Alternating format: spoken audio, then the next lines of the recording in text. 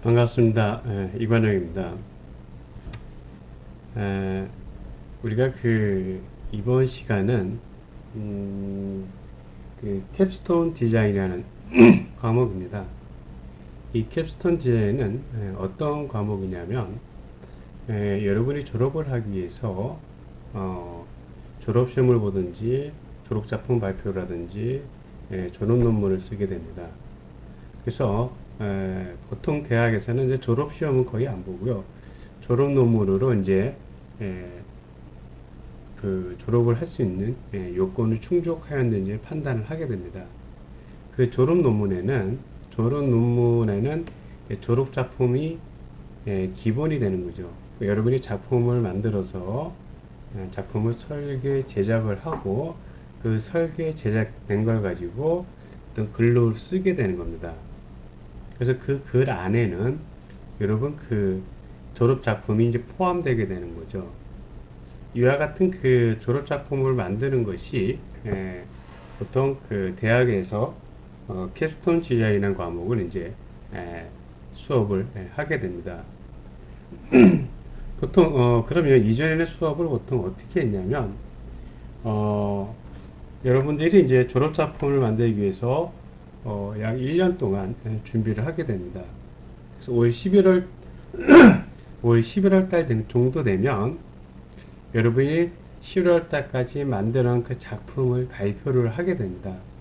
그래서 여러분이 만든 작품 발표를 하고 교수님들은 그 작품 여러분이 설계 및 제작한 작품을 보고 이 학생이 졸업 자격 요건을 갖췄다 안 갖췄다를 판단을 해서 여러분의 졸업 여부를 판단을 하게 됩니다. 그래서 졸업 작품을 하지 않는 학생은 졸업을 못한다고 보면은 생각을 하면 되는 겁니다. 그러니까 실제적으로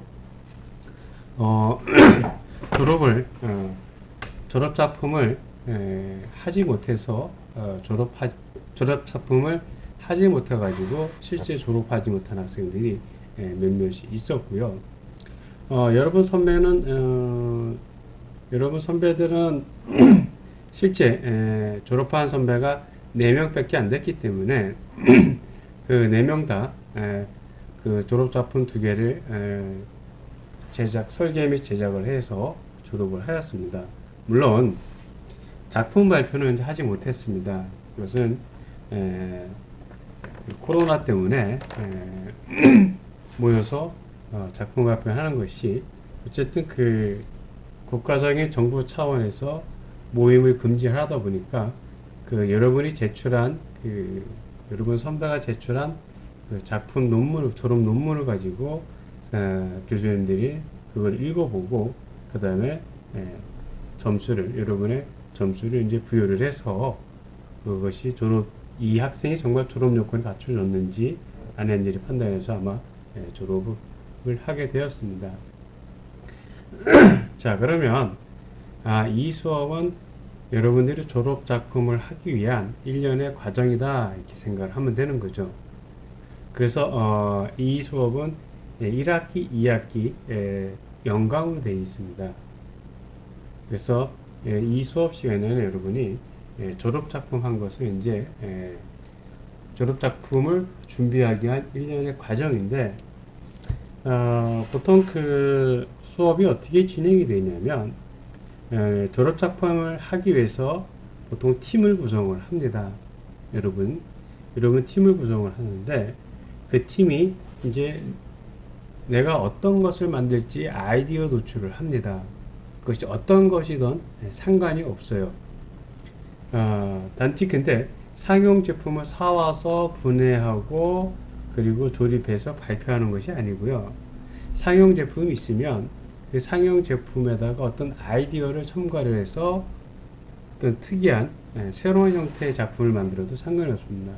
또한 여러분들이 임의의 작품을 아이디어들을 도출해내서 그 작품을 만들어서 그 작품이 동작하도록 하면 되는 거예요. 그러면 하드웨어적으로 만들어야 되고 그 하드웨어적인 작품이 동작해야 되니까 소프트웨어도 프로그래밍도 해야 되는 겁니다. 그렇게 이런 그와 같은 일련의 절차 과정들을 교수님들은 그것을 직접 여러분들이 할 수 있게끔 조력 역할을 해주는 거예요. 교수님들이 여러분의 프로그램을 작성을 해준다든가 하드웨어를 대신 설계해 준다든가 그러지는 않습니다. 모든 전국에 있는 대학들은 다 그렇게 하지 않아요. 왜 그렇게 하지 않는 첫 번째 이유는 교수님이 여러분의 작품을 직접 인발부돼서 하드웨어도 설계하고 프로그램도 작성해 주면 일단 첫 번째 여러분들의 아이디어가 창의성이 약간 활발해지지가 않게 돼요. 일반적으로 보면 학생들은 교수님이 시킨 대로 하게 되게 됩니다. 그래서 그런 단점이 존재를 하고요. 두 번째는 다양한 그 창의적인 작품을 만들어낼 수가 없게 됩니다. 다양한 창의적 작품을 만들기 위해서 여러분은 팀을 구성을 해야 되는데 그 팀은 보통 2인에서 4인으로 구성을 합니다. 이 팀은 꼭 우리 전공, 우리과, 우리 학부생이 아니어도 상관이 없어요. 내가 작품을 만들기 위해서 나는 디자인이 필요하다. 그럼 디자인 저쪽 예술대학 학생이 필요하면 그 팀으로 놓으면 되고요. 나는 어떤 인문학적인 그런 아이디어가 필요하다면 인문대학에 혹은 경상대학에 경영대학에 그런 여러 학생들이 한 팀이 돼도 상관이 없습니다. 이렇게 여러분이 그 팀이 그러니까 로봇공학 전공 학생 단독으로 팀이 될 수도 있고요. 또는 로봇공학 전공 학생이 아닌 다른 학과 학생하고 같이 팀이 구성을 해도 상관이 없다는 얘기죠. 단 그 팀 구성 인원은 제한이 있습니다. 즉 최대 인원은 4명까지예요. 5명을 초과하면 안 됩니다. 이렇게 그러면 여러분이 갖고 있는 그런 팀을 가지고 여러분이 교수님들은 여러분이 그 작품을 잘 지도할 수 있도록 멘토 역할을 하게 됩니다. 대표적으로 일정 스케줄을 체크한다든지 이번 주는 여기까지, 다음 주는 여기까지 진도 체크를 해준다든지 혹은 어떤 어려움의 해결책이 있으면 그걸 해결할 수 있는 방법, 방안을 구두로 설명으로 강의를 지시를 한다든지 그런 역할을 하는 겁니다. 그러니까 즉 쉽게 말하면 여러분들이 작품을 잘 만들 수 있도록 조력자 뒤에서 도와주는 역할을 하는 거죠. 그러다 보니까 보통 이 수업은 여러분들이 일주일씩 준비한 것을 수업 시간에 와서 나는 일주일 동안 어떤 걸 했는지 발표를 하는 겁니다. 그래서 이 수업은 일반적으로 거의 상대평가로 성적 산출을 하지 않고요. 절대평가로 보통 성적을 산출을 하게 됩니다. 상대평가로 산출을 하면 A라는 팀이 있고 B라는 팀이 있는데 어떤 사람은 A라는 팀이 잘할 수도 있고 어떤 사람은 B라는 팀이 잘할 수도 있게 판단이 되는 겁니다. 그 작품의 결과로만 봤을 때는 그 작품을 만들기 전까지의 성실성은 똑같다는 가정하에 결과로만 봤을 때는 어떤 작품이 우수성인지는 사람에 따라서 달라질 수가 있을 거란 얘기죠. 그렇기 때문에 이제 이 교과목은 일반적으로 절대평가를 시행을 하게 됩니다.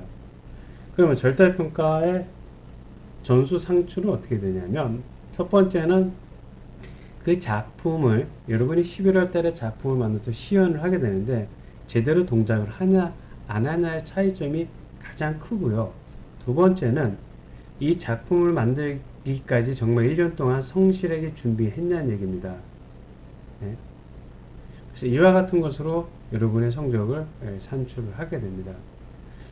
이 작품을 만들기 위해서 그냥 단순하게 난 일주일 동안 밤새워서 만들었다. 이건 의미가 없습니다. 이거는.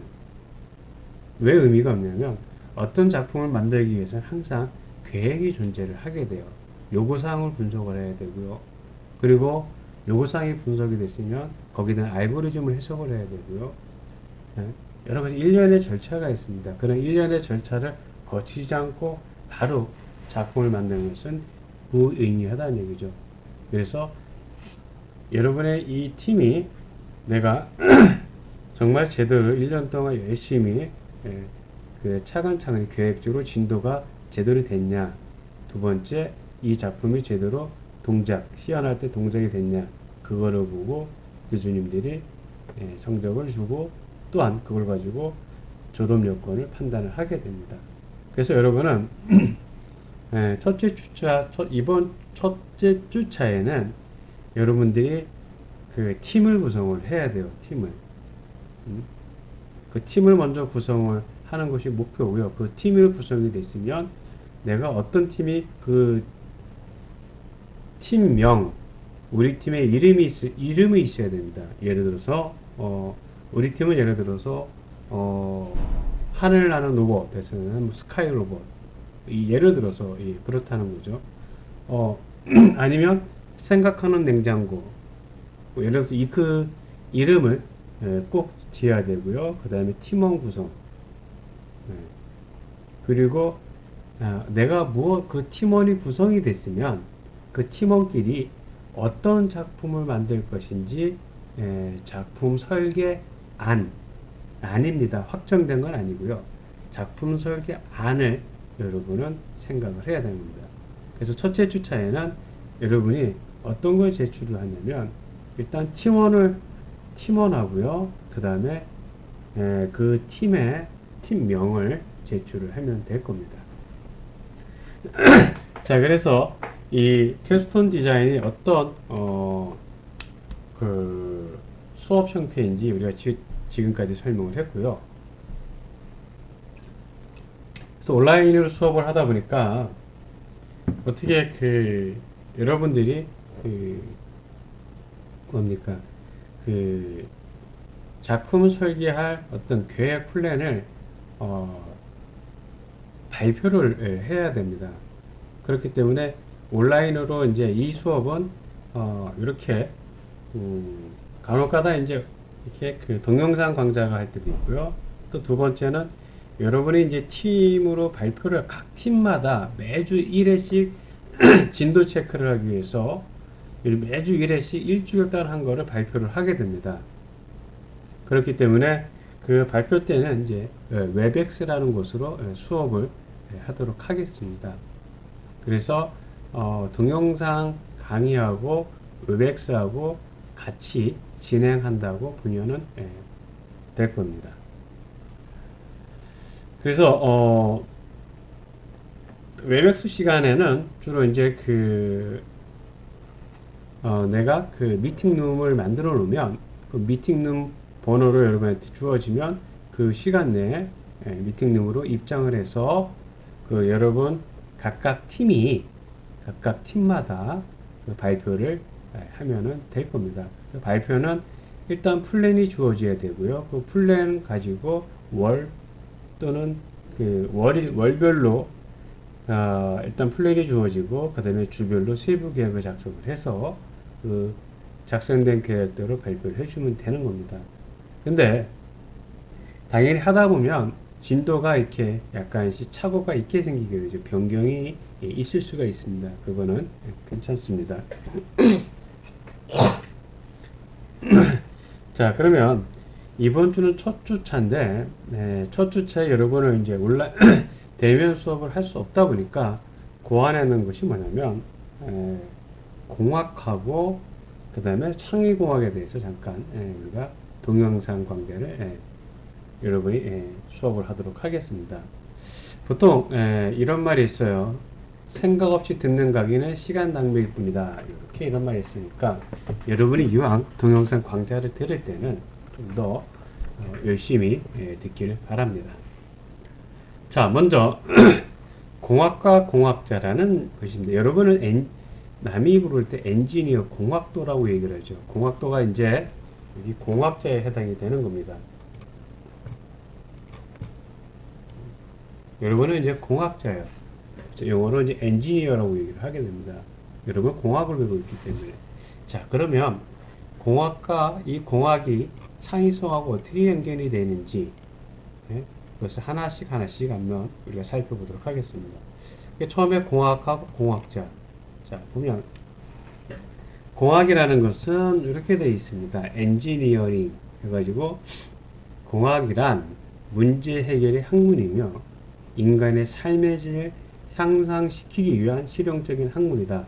공학이라는 것은 이렇게 실용 학문이라는 거죠. 실용 학문이라는 겁니다. 실용 학문은 뭐냐? 인간의 삶을 물질적으로 풍요롭게 하기 위한 그런 학문이 실용 학문이 되는 거고요. 또한 그것이 환경적으로 안전하고요. 그리고 쾌적하기 위한 그런 매우 광범위한 학문이 우리가 실용 학문이라고 합니다. 즉, 인간의 삶을 풍요롭게 하기 위해서 만드는 그런 학문을 우리가 실용 학문이라고 얘기하는데, 이 실용 학문의 대표적인 것이 공학이라는 거죠. 보통 공학은 사전적인 의미로 보면 보통 우리가 이렇게 얘기를 합니다. 주어진 천연 자원을 인간의 삶에 유익하도록 변환 또는 개발하기 위한 어떤 응용 학문, 이와 같은 것을 우리가 넓은 의미로 사전적으로 공학이라고 하고요. 또 다른 말로는 공업 생산 기술을 자연 과학적 방법과 하고 성과에 따라서 개발하는 것. 이것이 우리가 실천하는 응용 과학이라고 얘기도 하고요.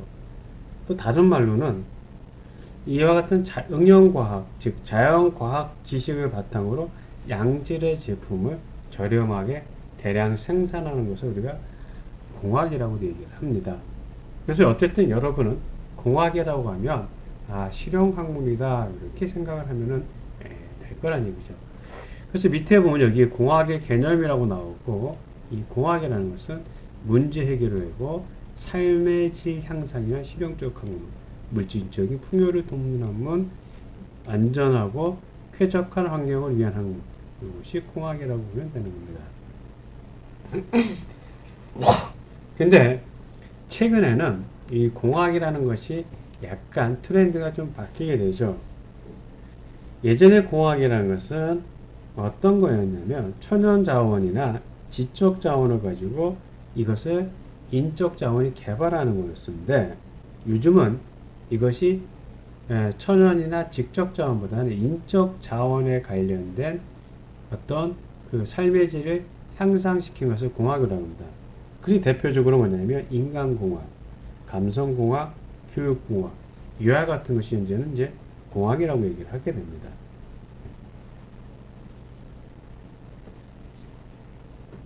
이렇게 따라서 시대에 따라서 결국은 공학의 정의가 조금씩 달라진다는 거죠. 그래서 공학이 문제 해결의 학문이 되게 되는 겁니다. 그래서 그러다 보니까 인간의 삶을 향상시키고 실용적인 학문이라는 사실이 되게 되는 거고요.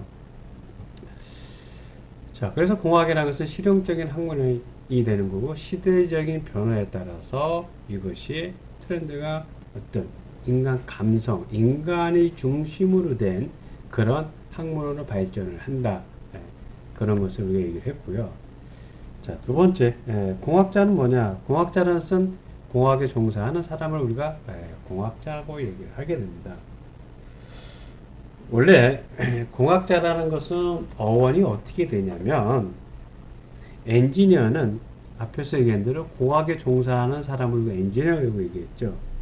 그 엔지니어링이라는 것은 이 어원이 엔진이라는 그 라틴어 인제리움이라는 여기서 유래를 했습니다. 인제리움이라는 EN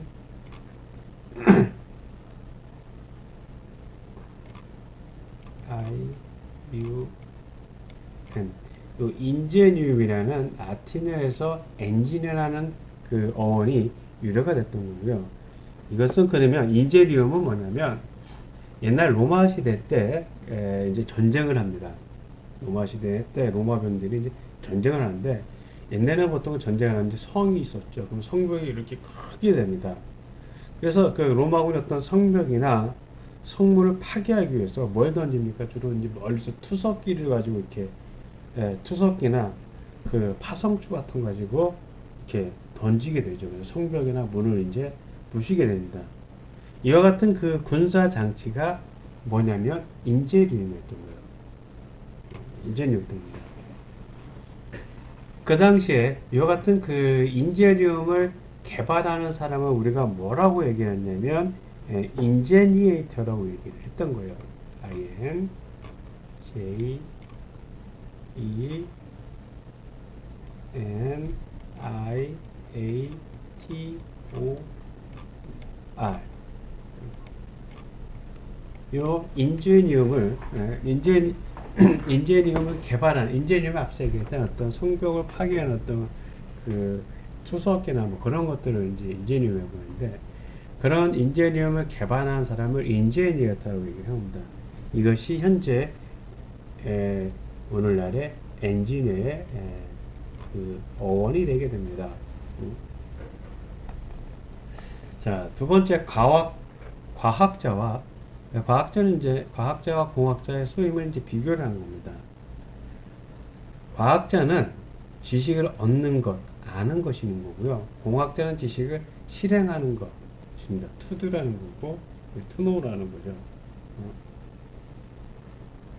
즉, 과학자는 물리계에 실증적이고 체계화된 지식을, 새로운 지식을 만들어내는 거고요.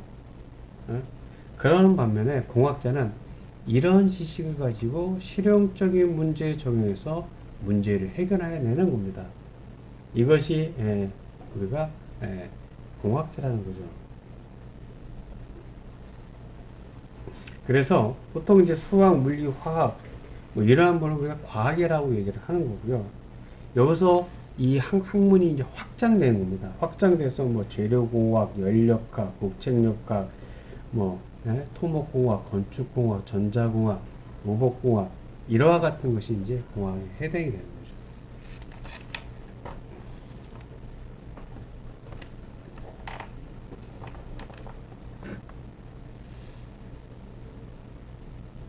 그래서 우리가 보통 이제 이것도 마찬가지로 시대적에 따라서 이제 바뀌게 됩니다. 21세기 로마 시대 때 공학자는 무조건 이와 같은 투석기를 만드는 사람인데, 21세기 공학자는 뭐냐면 수학이나 기초과학을 베이스로 분석적 사고력 이외에 판단력, 창의력 이와 같은 것으로 가지고 어떤 자기계발이라든가 어떤 그 만들어낼 수 있는 실현 학문이 바로 21세기의 공학자의 기본 소양입니다. 그래서 보통 그 21세기는 어떤 그 수학이나 과학 그런 기초적인 분석 사고력 이외에 우리가 실제 목적에 맞는 지식을 적용할 수 있는 판단력, 그 다음에 새로운 문제를 발견해내고 문제의 새로운 해법을 찾아내는, 도출해내는 창의력, 그리고 새로운 장치나 공정, 성능의 비용과 부작용을 예측해낼 수 있는 능력, 그 밖에 팀 구성의 팀워크와 의사소통 능력, 이와 같은 경우가 이제 보통 21세기의 공학자의 수학 능력입니다. 특히 이제 현재는 이제 우리가 4차 산업혁명 시대라고 얘기를 하죠. 이 4차 산업혁명 시대로 전환이 되면서 이 가장 중요한 것이 뭐가 되냐면 창의력이라는 것이 도출됐습니다. 그래서 4차 산업혁명 시대는 이와 같은 창의력을 갖춘 그런 학생이 필수 역량이 되겠죠. 창의력이라는 것은 새로운 것을 만들어내는 것이 창의력이 될 수도 있지만 어떤 사물을 새로운 시각으로 바라보는 거예요. 예를 들어서 어떤 사람이 이런 얘기를 했죠. 꼭 공이 꼭 동그라야 되냐, 뭐 이런 얘기를 했습니다. 그것을 새로운 눈으로 바라봅니다. 공이 꼭 동그라지 말고 다른 모양이면 되지 않을까. 그러다 보니까 뭐 럭비라는 것이 나오게 되고, 이렇게 어떤 사물을 새롭게 만들려는 것도 중요하지만 현재 시대의 창의력이라는 것은 어떤 사물을 다른 시각으로 바라보는 거예요. 그래서 현재 시대 창의력을 하는 거고요. 자, 그래서 공학자에 대한 기본 소양에 대해서 21세기에 대해서 이와 같은 판단력, 창의력, 예측 능력, 그 다음에 팀워크 능력, 그 다음에 자기 개발, 이와 같은 능력이 바뀌었다는 것에 대해서 학습을 했고요. 이제 공학 문제와 공학자의 임무, 공학 문제라고 보시면, 공학이라는 것은 인간의 삶을 향상시키기 위해서 다루는 것이 공학이라고 얘기를 했습니다. 그래서 공학 문제라는 것은 이거예요. 삶의 질을 향상시키기 위해서 편의성, 안전성, 효율성, 경제성 등을 개선하는 그런 그런 문제가 공학 문제라는 거죠. 이와 같은 이 공학 문제에 관련된 것은 어떤 문제가 생기냐면 현재하고 이상적인 상태에 따라서 발생이 되게 됩니다. 사람은 삶의 질을 개선하는 욕구가 존재를 하게 돼요. 그러다 보면 공학 문제는 항상 존재를 하게 됩니다. 이런 공학 문제를 해결하는 것이 바로 공학자의 임무라는 거죠. 보면. 그래서 21세기 공학자에게 필요한 능력은 남들보다 먼저 새로운 문제를 발견하고 창안하는 문제의식 능력이 필요하고요. 이런 문제의식 능력을 해결하는 것이 공학자의 임무에 해당이 되겠습니다. 그래서 다시 정리하면 공학 문제란 삶의 질을 향상시키기 위해 편의성, 안전성, 효율성, 경제성 등을 개선하는 모든 문제를 개선한 것과 관련된 모든 문제가 공학 문제고요. 이 공학자의 임무라는 것은 공학 문제를 우리가 해결하는 것이 공학자의 임무입니다. 자, 다음 이제 보도록 하고요. 다음은 이제 공학윤리 이해하기라고 하는데, 자, 공학윤리가 왜 중요하냐? 대표적으로 이제 서울대학 수의학과에 있는 모 교수님이 있었죠. 줄기세포를 배양해서 줄기세포가 나면서 우리는 우리가 못 고치는 병도 치료를 하고 그런 희명을 주지만 결국 그게 사기인 것이 알았죠. 결국 이와 같은 공학윤리의 어떤 부족성 때문에 이제 나타나는 현상인데, 그러다 보니까 이제 공학윤리에 대해서 이걸 잠깐 학습을 하도록 하겠습니다. 자, 공학윤리는 이렇게 공학이 실용적인 학문으로서 가치를 갖추기 위해서 반드시 충족해야 하는 세 가지가 있는데, 첫 번째는 공학은 필요성, 현실성, 실현 가능성을 충족해야 된다. 두 번째 공학은 경제성을 충족해야 한다. 세 번째 공학은 윤리성을 충족해야 된다는 겁니다. 그럼 첫 번째, 공학은 왜 필요성과 현실성, 실현 가능성을 충족해야 되냐 하면, 목적이 아무리 훌륭해도 누군가로서부터 필요하지 않거나 아무리 우수한 이론 체계를 갖추었더라도 현재의 기술을 구현할 수 없다면 그 가치가 매우 낮다는 거죠. 네? 그렇기 때문에 공학은 필요성, 현실성, 실현 가능성을 충족해야 되는 거고요. 두 번째, 공학은 왜 경제성을 충족해야 되냐면, 어떤 아무리 우수한 해결책도 경제성이 없으면 이것을 개발 단계로 진행되기가 어렵습니다. 왜? 비용이 많이 드니까.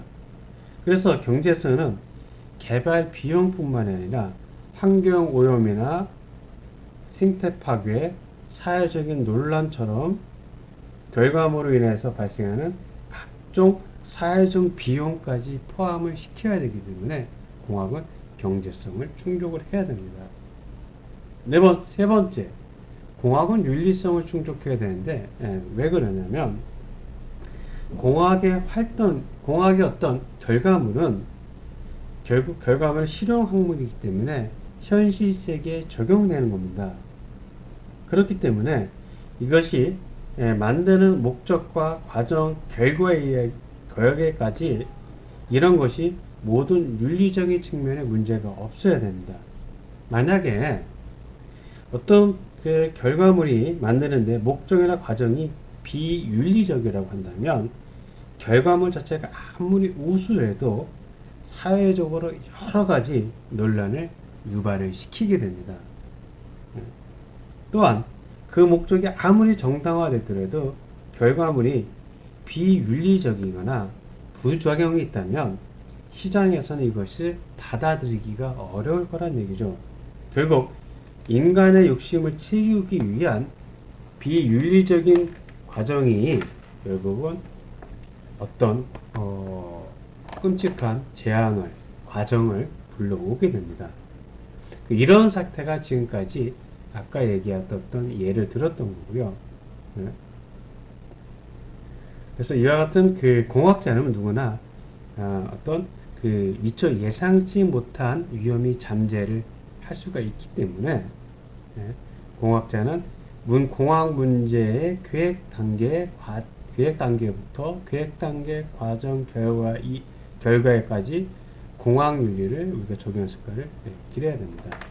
그럼 윤리라는 것은 뭐냐라는 거죠. 윤리라는 것은 이렇게 사회 구성원이 마땅히 지켜야 할 도리나 규범을 우리가 윤리라고 하는 거고요. 직업 윤리라는 것은 특정 직업의 종사자들이 공유하는 행동 규범을 우리가 직업 윤리라고 하고요. 공학 윤리는 앞서 얘기했던 대로 공학자가 준수해야 할, 지켜야 할 직업 윤리입니다. 그래서 우리가 이제 공학 윤리라고 하고요. 공학 윤리를 지키지 않으면서 발생하는 형태가 어떤 것들이 있냐면 이 공학 윤리는 1900년도 초에 처음 논의가 됐던 거예요. 대표적으로 공학 윤리의 필요성으로 대조되는 것이 1945년 2차 세계대전이죠. 그때 일본 히로시마에 뭐가 떨었어요? 역사상 최초로 원자폭탄이 투하가 됐습니다. 그러면서 고열로 그 원자폭탄이 투하가 되는 순간 그 폭발에 대한 열 때문에 대단히 넓은 범위가 다 녹아버렸죠. 그죠? 다 녹아버려서 이것이 결국 한번 떨어지면서 그 속된 말 다 쑥대배 됐죠. 6년간 아무것도 안 되는 겁니다. 그러면서 물론 2차 세계대전이 이제 종식되긴 됐죠. 그러면서 결국 이와 같은 그 핵, 또 이제 핵을 개발하지 이런 핵을 개발을 해서 이것이 어떤 그 사람에게 해치는 그런데 쓰면은 안 되겠다는 인식이 이제 그때서부터 됐던 겁니다. 그 이외에 뭐 베트남 전쟁이죠. 고엽제. 그래서 결국 1970년대 말서부터 미국에서부터 이렇게 공학윤리에 대한 논의가 이제 생기게 됐습니다. 뭐 우리나라도 성수대교라든가 이 공학윤리, 직업윤리로 지켜지지 않으면서 발생되는 것이 대표적으로 1986년도 체르노빌의 원전 사고가 발생했습니다. 그리고 1994년도 성수대교가 붕괴되고 1995년도 산풍백화점이 붕괴되고 2003년도에 미국 우주왕복선 뭡니까? 콜롬비아호가 폭발이 되고 2005년도에 황우석 교수 줄기세포가 논문 조작 사건이 되고 2007년도에 미국의 미시시피 강이 붕괴가 되고 2014년도에 세월호가 침몰이 되고 2019년에 해킹 사건이 되고 우리나라에서 잠원동 철거 사건에 붕괴가 되고 이와 같은 경우 결국 뭐냐면 직업윤리, 이 공학윤리가 부재가 되고 안약이 생기면서 발생되는 현상입니다. 그러니까 결국은 이와 같은 사고는 언제든지 재발할 수 있기 때문에 공학윤리의 어떤 학습에 대한 필요성은 아무리 강조해도 지나치지가 않게 되게 됩니다. 그래서 공학윤리에 대한 필요성을 예를 들어서 설명을 하였고요. 자, 다음은 이제 창의성에 대해서 우리 학습을 하도록 하겠습니다.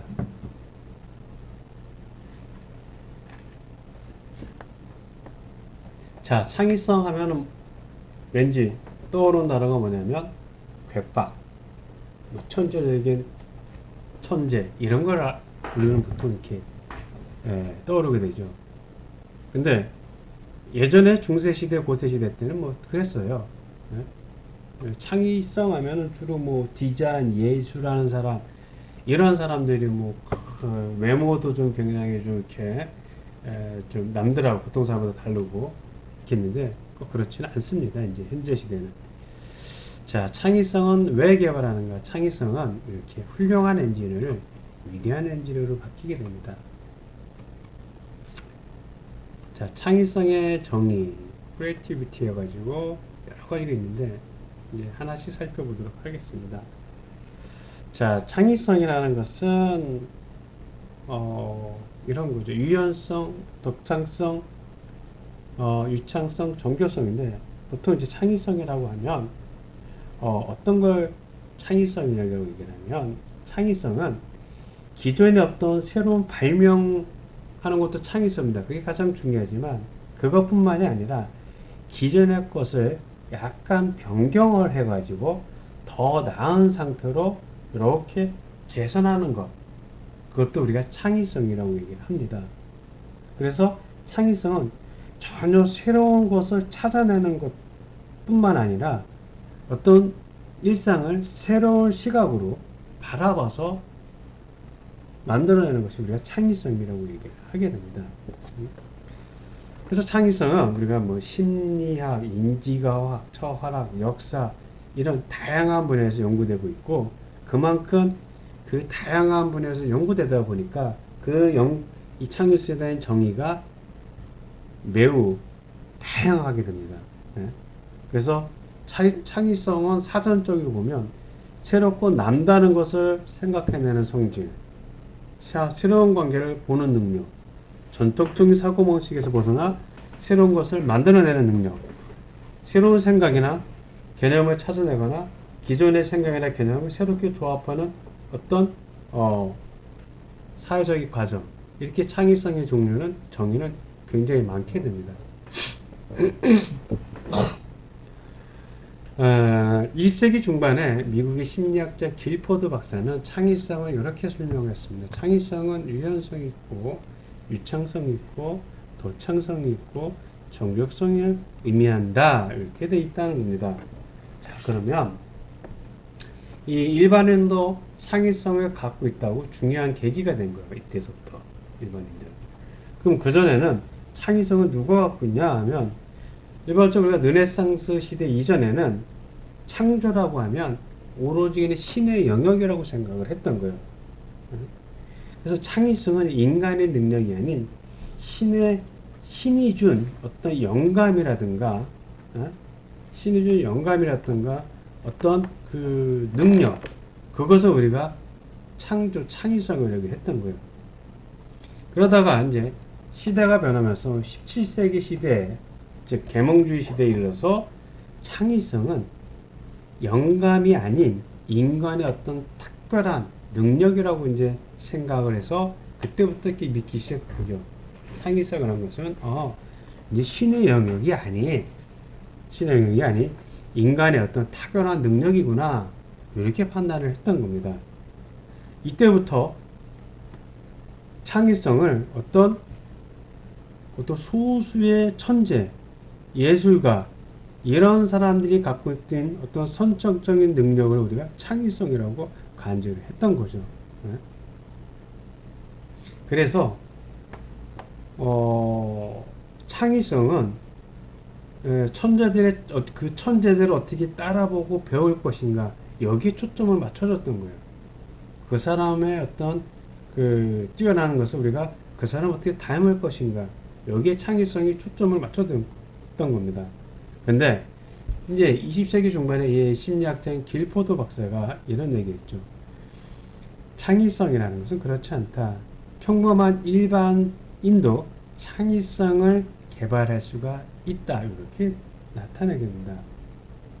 그래서 이때서부터 우리는 창의성의 기본 사고 형식이 이렇게 하나, 둘, 셋, 넷, 이 네 가지 의미를 했던 겁니다. 그럼 유연성에는 뭐냐? 어떤 사물을 다양한 관점에서 폭넓게 보고 사고하는 능력이 유연성이라는 겁니다. 또 유창성은 뭐냐면 그 사물을 바라봤을 때 빠르게 사고하는 능력을 우리가 유창성이라고 얘기를 하는 겁니다. 독창성은 기존과 다르게 새로운 관점에서 사고하는 능력이 독창성이라는 거고요. 정교성은 어떤 사물이 아직 다듬어지지 않는 생각을 보다 유용하고 구체화하는 능력을 우리가 정교성이라고 합니다. 이렇게 네 가지 창의성은 이 네 가지를 우리가 네 가지로 우리가 구분을 정의를 하게 됩니다. 그래서 이 길포드 박사는 창의성을 우리가 갖고 있는 어떤 확산적인 사고보다는 좀 더 큰 개념으로 우리가 확대를 했던 거죠. 물론 이 네 가지 유연성, 유창성, 이렇게 유연성, 유창성, 독창성, 정교성 이외에 어떤 문제에 대한 민감성, 그리고 문제를 보고 분석 후 요약하는 능력, 그리고 문제를 정의하는 능력, 그리고 문제를 해결하는 어떤 평가 능력, 이와 같은 개념도 현재 여기에 확산적으로 포함이 되게 됩니다. 광의 창의성은 뭐냐? 기존의 어떤 새로운 발명이나 발견뿐만 아니라 기존의 것이 약간 변경하여 더 나은 상태를 개선하는 능력, 이것이 넓은 의미의 창의성이라고 합니다. 즉, 그래서 이 광의 창의성을 우리가 다른 말로 창의 실용이라고 얘기를 하게 되는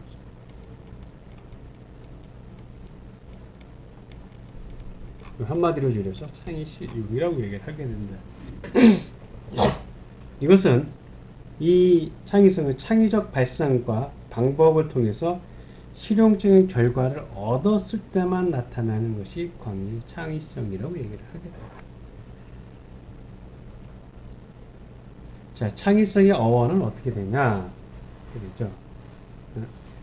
앞에서 우리가 얘기했듯이 창의성의 대의는 매우 다양하다고 했죠. 창조, 창발, 창의력, 창조력 등 유사한 의미로 여러 가지 사용을 하고 있습니다. 근데 창의력은 창의적인 역량이나 어떤 창의성에 대한 능력을 나타내는 겁니다. 보통 이제 엄격히 구분하지 않고 좀 많이 쓰는데, 먼저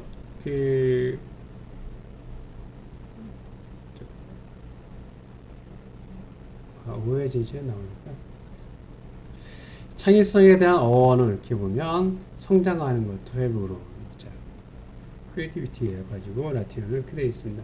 모르는 것을 알아내기 위해 이미 알고 있는 기존 지식을 재구성함으로써 성장하는 것을 우리가 이제 창의성이라고 얘기합니다.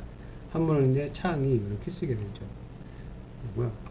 그래서 자신이 가진 기존 생각을 파괴해서 이전에 없던 새로운 생각을 만들어내는 것, 고정관념 탈피, 발상의 전환, 이런 것들을 의미를 하게 됩니다. 공학에서는 창의성이 창의적 발상과 방법을 통해 실용 결과를 얻어내는 것이 창의 실용을 의미를 하게 되는 거고요. 자, 고정관념을 탈피하는 것이 이제 이와 같은 의미, 마르셀 디상의 실험이라는 거죠. 보면.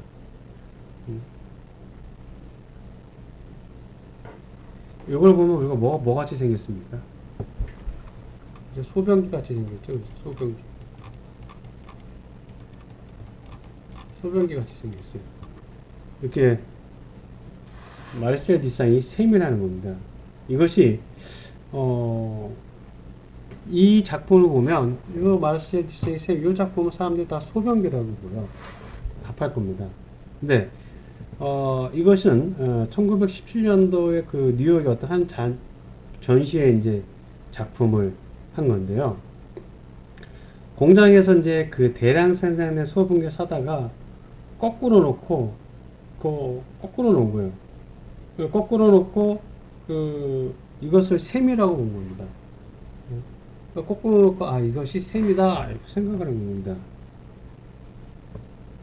결국 소변기를 이렇게 물이 흘러나온다고 해서 이것이 새로운 형태의 관념으로 바라보게 된 거죠. 그리고 이 사람이 한 것은 뭐냐면 그냥 제목을 붙인 것밖에 없어요. 근데 이것이 2002년에 약 100만 달러에 낙찰됐다는 거죠. 그러니까 기존의 어떤 예술 작품을 고정관념을 깨트렸기 때문에 이렇게 나타나는 겁니다. 그런 거고요. 그래서 이것은 이제 고정관념을 탈피하라는 의미에서 이제 뒤집어 놓은 거고요. 창의성에 대한 오해와 진실을 보도록 하겠습니다. 우리가 보통 앞에서 이제 창의성에 대해서 얘기를 했었죠. 창의성에 대한 오해. 첫 번째. 창의성은 기발한 아이디어를 도출하는 것이다. 허황된 아이디어가 창의적인 것으로 간주된 문제 해결을 방해하게 되는데, 창의성은 기발한 아이디어를 도출하는 것이다. 첫 번째 봅시다. 근데 기발함에 어떤 제품이나 어떤 것을 창의 실현한 건 있는데, 기발함에만 초점을 맞추면 엉뚱하고 색다른 아이디어가 무조건 창의적이라고 이렇게 생각하는 경향이 있게 됩니다. 그럼 이것은 결국 창의성에 대한 오해라는 거죠. 지나치게 허황되고 어떤 무조건 아이디어는 오히려 어떤 문제 해결을 하는데 방해가 되게 되는 겁니다. 두 번째, 창의성이 주어진 조건과 현실을 무시해도 된다. 이것은 주어진 조건과 현실을 무시하면 이 도출된 아이디어의 실용성이 없다는 거죠. 즉, 주어진 조건과 현실에 구애받지 않고 자유롭고 생각해야만 창의적인 아이디어가 도출된다고 생각하는 경향이 있는데, 이러면 이것 또한 창의성에 대한 오해라는 거죠. 이것은 이와 같이 실용성이 없다는 겁니다. 주어진 조건을 수용하고 변경하고 새로운 조건을 인지해서 그 조건을 만족시킬 수 있는 아이디어를 도출해내는 것이 바람직합니다. 창의성이라는 것이. 또한 예를 들어서 그렇다고 해서 무조건 현실적인 제약에 갇혀가지고 사고하라는 것은 아니라는 거죠. 현실에 맞는 대안을 찾도록 노력해야 되는 것이 중요하다는 겁니다. 자, 세 번째, 창의성은 정답을 찾는 것이 아니다 라는 겁니다. 우리가 지금까지의 기존 교육은 정답을 찾는 데 중점이 있다 보니까 창의성을 떨어뜨린다는, 창의성을 저하시킨다는 비판을 받게 됩니다. 오직 정답을 찾는 것이 창의적이지 않다고 생각하는 경향이 있는데, 이 또한 이것은 창의성에 대한 오해가 되는 겁니다. 정답을 찾는 교육을 무시하고 굉장히 무한적인 발산적인 사고를 통해서 엉뚱한 아이디어를 도출하는 데 초점을 맞춰 놓는다고 보면 이것 또한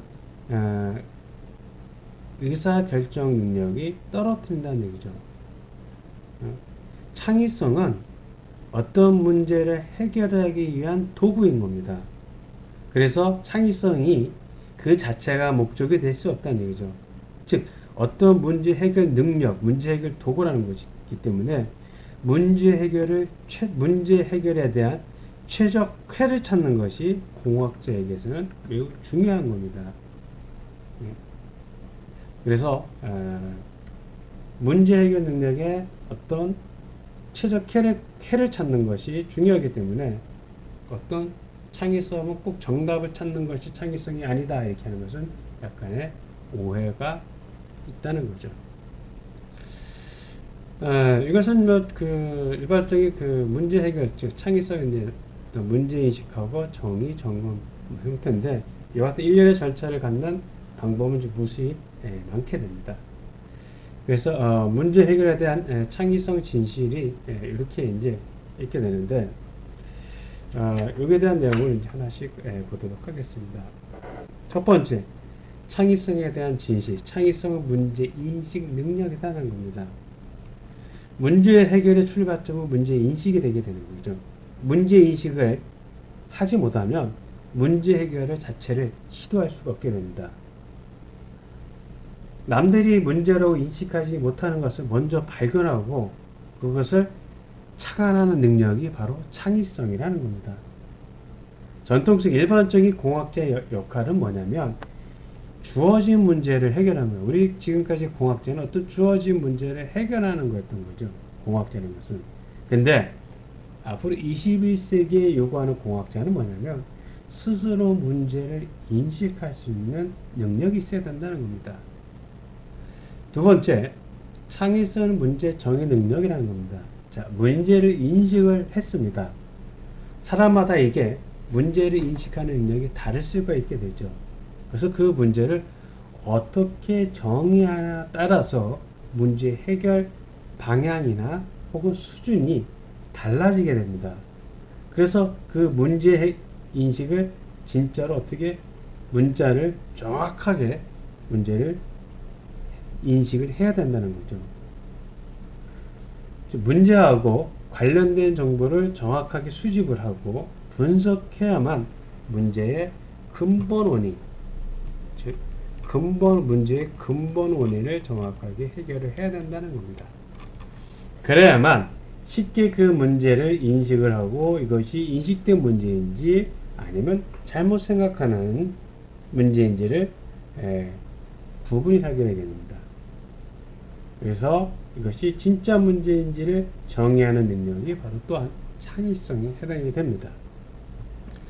세 번째, 창의성은 문제 점검 능력이다. 이렇게 되어 있죠. 자, 이제 문제를 이제 정의를 했어요. 자, 문제를 정의한 후에는 현실적으로 도전해볼 가치가 있냐 없냐를 이제 판단해야 되는 겁니다. 네. 주어진 내가 현재 상황에 처해진 제약 조건에서 이 문제를 정말 해결할 수 있냐 없냐 이것이 미리 점검하는 능력입니다. 미리 점검하는 능력이에요. 그래서 그 문제를 점검할 때는 여러 가지 방법이 있습니다. 비용, 원가 분석이나 비용 문제죠. 어떤 그 비용이 너무 많이 들어가면 할 수가 없게 되죠. 또는 특허 분석, 남이 이미 해놓은 것도 하면 안 되겠죠. 이와 같은 원가나 특허, 이와 같은 분석적 사고력이 들어가고요. 또한 이것이 미래 기술을 예측해서 단기로 진행할 것인지 중장기로 진행할 것이 판단하는 능력이 있어야 되는 겁니다. 이런 것 또한 이 문제 점검 능력 또한 창의성에 해당이 되는 거고요.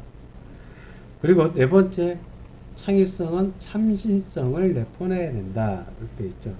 이것은 뭐냐면 기존에 없던 완전히 새로운 발명 수준에 대한 아이디어가 아니어도 상관없다는 거죠.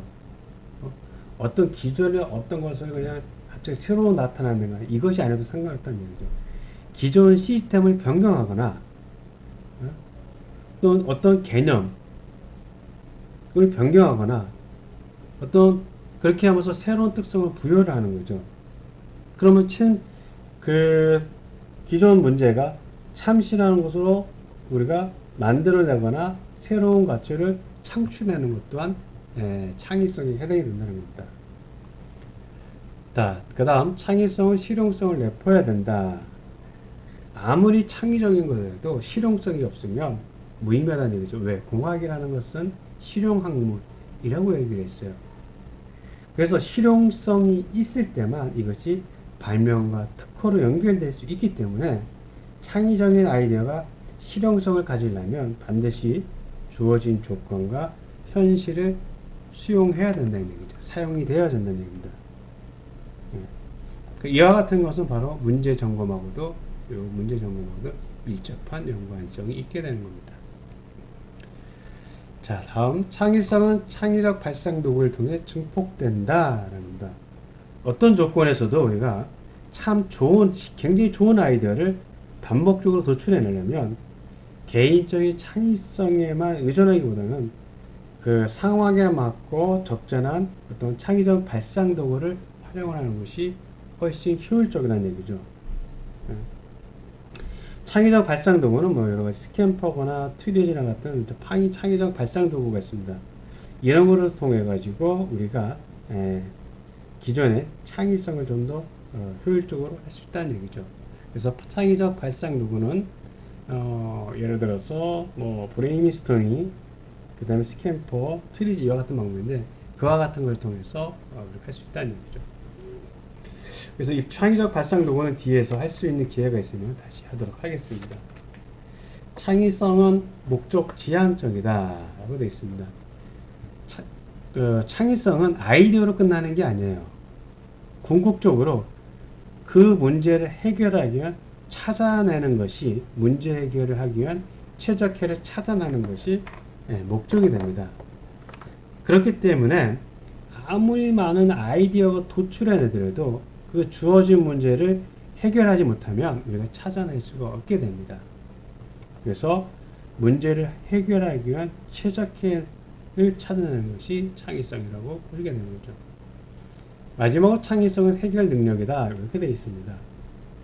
창의성은 기존 아이디어가 아닌 참신한 문제 해결 능력으로도 해결할 수 있게 됩니다. 새롭게 도출된 아이디어가 문제를 해결했을 때 우리가 비로소 창의성 의미가 부여할 수 있다는 얘기죠. 아무리 참신한 아이디어가 있다고 해도 그 문제를 해결하지 못하면 우리는 그것을 우리가 창의적이라고 얘기를 할 수가 없게 됩니다. 자, 이번 수업은 여기까지 하도록 하고요. 다음 수업은 다음 동영상 강좌에서 계속 이어서 하도록 하겠습니다. 자, 여러분 수고 많이 하셨습니다.